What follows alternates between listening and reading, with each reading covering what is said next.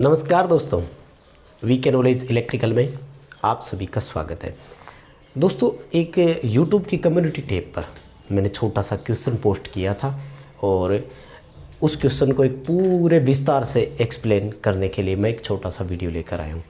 Question एक नहीं, आपको आज 4 बताऊँगा। मैंने वहाँ सवाल पूछा था कि औसत मान की तुलना कैसे की जाती है, लेकिन हम आज इस वीडियो में पढ़ने जा रहे हैं कि एवरेज वैल्यू की कंपैरिजन कैसे किया जाता है एसी और डीसी में, आरएमएस मान की गणना कैसे की जाती है या तुलना कैसे की जाती है, फॉर्म फैक्टर का यूज क्या है।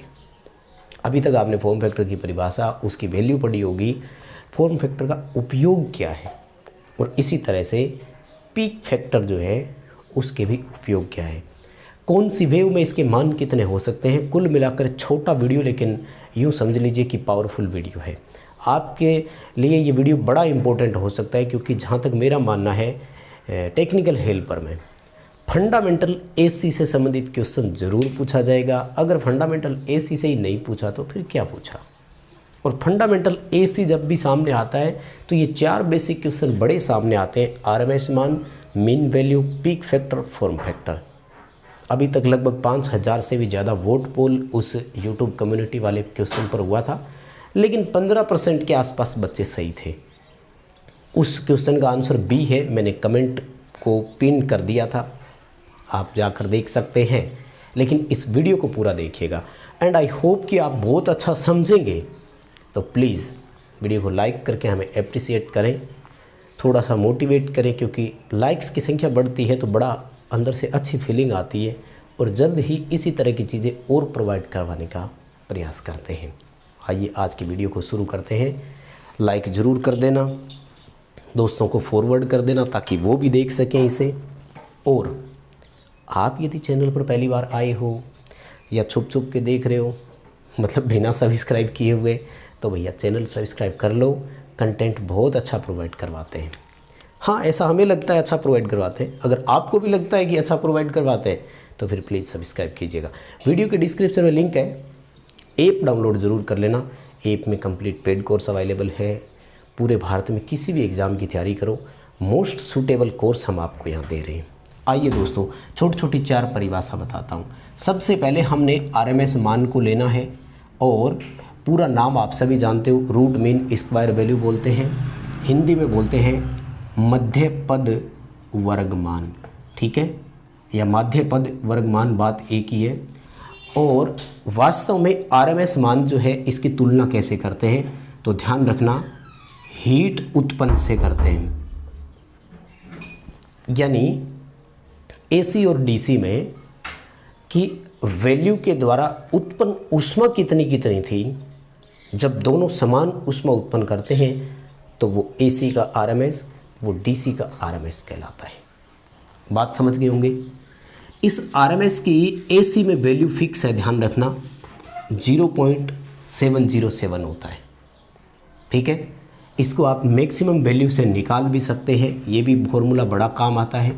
0.707 से आप मैक्सिमम वैल्यू को मल्टीप्लाई कर दो, उत्तर आ जाता है। फॉर्मूला बहुत काम का है, मैं ये बता रहा हूँ, आप एक क्वेश्चन इसमें से मान कर चलिए, बहुत इंपॉर्टेंट क्वेश्चन है।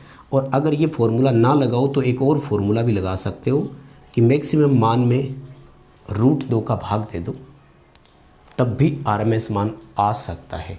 देखो, ये दोनों चीज़ें तो आपको पहले से ही पता थी और इस बारे में भी आप जानते थे। मेन हमारा उद्देश्य यही था आज का कि आरएमएस मान की तुलना किससे की जाती है। पेपर में ये आपसे क्वेश्चन पूछा जाएगा। तो आरएमएस मान की जो तुलना की जाती है वो किससे की जाती है, हीट उत्पन्न से की जाती है। और इसे हम इफेक्टिव वैल्यू, प्रभावी मान भी बोलते हैं, ये ध्यान रखना। गणना कैसे करते हैं, जैसे यूपीपीसीएल TG2 में क्वेश्चन पूछा गया था।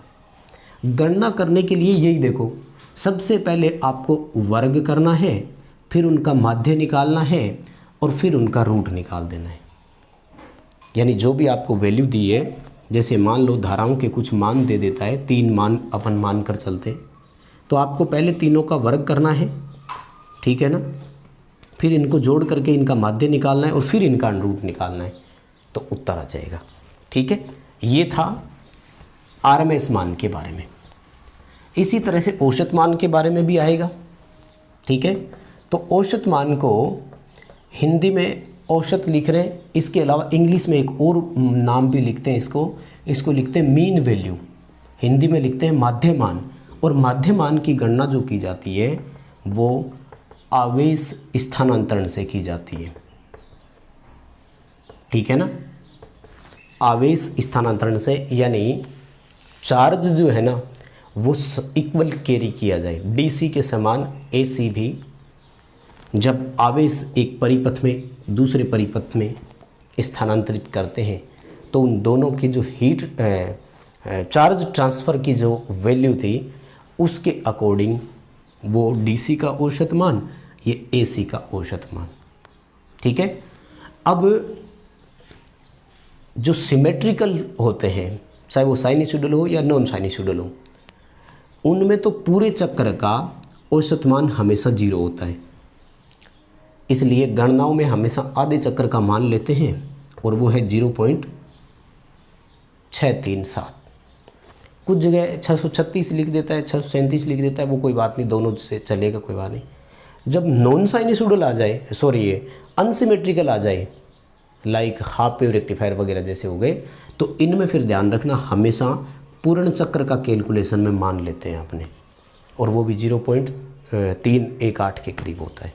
याद रखना पूरा, जब सिमेट्रिकल वेव हो तो हाफ साइकिल का लेंगे, जब अनसिमेट्रिकल वेव्स हो तो पूरे होल साइकिल का मान लिया जाता है। गणना कैसे की जाएगी, सभी मानों का माध्य मान निकाला जाएगा, औसत निकाला जाएगा। तुलना कैसे की जाएगी, तो चार्ज ट्रांसफ़र से, चार्ज को आवेश ही बोलते हैं अपने, ठीक है। तो ये थे 2 इसके छोटे छोटे। अब आ जाओ तीसरा जो आता है फॉर्म फैक्टर के बारे में। तो फॉर्म फैक्टर की परिभाषा, और ये तो आप सब जानते ही होंगे ना, आरएमएस मान और औसत मान का अनुपात है। शुद्ध हिंदी में लिख देता है प्रभावी मान और माध्य मान का अनुपात है। कोई बात नहीं, बड़ी चीज़ नहीं है ना, लेकिन बहुत इम्पोर्टेंट है, आ सकता है पेपर में, ये ज़रूर ध्यान रखना। पेपर में आता है कि इसका यूज क्या है या हमें नॉलेज इसका क्यों होना चाहिए। सवाल पूछा जाता है कि what is the knowledge, why knowledge required, हमें आवश्यक क्यों है फॉर्म फैक्टर का मान पता होना। तो इसका यूज करते हैं कि जब माध्य मान जो होता है ना उससे आरएमएस मान ज्ञात करना हो। और माध्य मान कौन सा, गणितीय माध्य मान। गणितीय माध्य मान का मतलब होता है कि जैसे ट्रांसफार्मर में हमने निकाला था, तो जब भी हम किसी डिवाइस में ईएमएफ उत्पन्न होता है, उस डिवाइस में क्या कि इंड्यूस ईएमएफ को अपन कैलकुलेट करना है, तो वो हमेशा एवरेज वैल्यू के आसपास मानते हैं अपन, और उस औसत मान को फॉर्म फैक्टर से जब मल्टीप्लाई करते हैं तो वो एक पूरे आरएमएस मान में कंप्लीट कन्वर्ट हो जाता है। और सबका अलग अलग है, ध्यान रखना। जैसे साइन वेव का इकाई 1.1 होता है, 1.11 लिख लो, कोई बात नहीं। और जो वर्गाकार वेव होती है उसमें इकाई होता है, और जो ट्राइएंगल वेव है उसमें 1.15 है, और हाफ वेव जो है उसमें फॉर्म फैक्टर का मान जो है वो लगभग 1.57 के करीब वैल्यू इसकी होती है ना। तो ये 4 मान इसके याद भी रखना, ठीक है। और इसी तरह से फॉर्म फैक्टर के बाद जो वैल्यू आती है वो है पीक फैक्टर की, ठीक है। और इसमें भी देखो परिभाषा तो आप सबको याद ही होगी, है ना। पीक वैल्यू और आरएमएस वैल्यू का अनुपात है। एसी में मान फिक्स है 1.414 यानी √2, और त्रिभुजाकार में √3 होता है, 1.732 होता है। बात आती है कि इसका हमें ज्ञान क्यों आवश्यक है या उपयोग क्या है, तो इसके बारे में 2 बताते हैं। एक तो डाइलेक्ट्रिक ज्ञात करनी हो ना किसी इंसुलेशन की, उसके लिए बहुत ज़रूरी है, और दूसरा आयरन लॉस जब आपको ज्ञात करना हो तब ज़रूरी है। ये बहुत इम्पोर्टेंट टॉपिक है।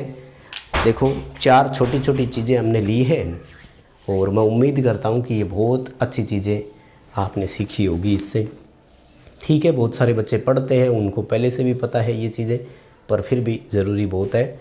और अगर पसंद आ गई हो तो लाइक ज़रूर कर देना, चैनल पर पहली बार आए हो तो सब्सक्राइब करना।